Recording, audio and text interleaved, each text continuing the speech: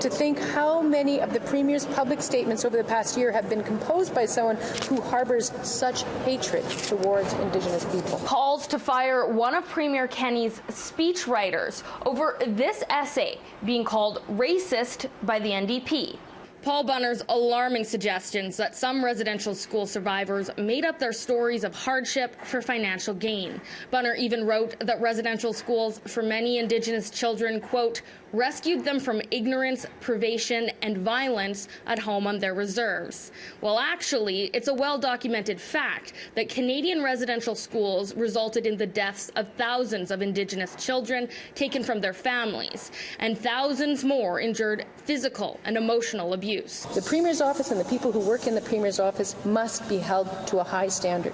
The opposition NDP want Bunner fired, and for an apology from Premier Kenney for hiring him in the first place. I haven't had a chance to read the article. I've seen excerpts, and I fundamentally disagree with those statements. Kenney standing by his staff, but not his words, saying Bunner has no impact on government policy, and he had no knowledge of the essay when Bunner was hired in 2019, despite having made headlines in 2015. Somebody who was a journalist for 40 years undoubtedly wrote things with which I disagree.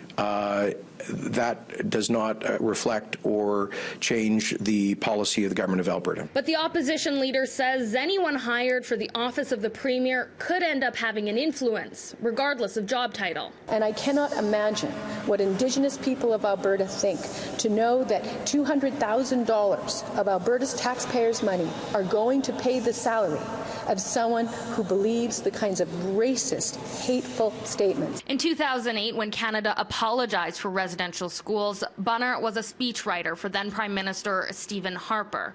He makes it clear in the essay he didn't agree with the move. In 2015, the Truth and Reconciliation report outlined how residential schools were a cultural genocide against the First Nation, Métis, and Inuit population.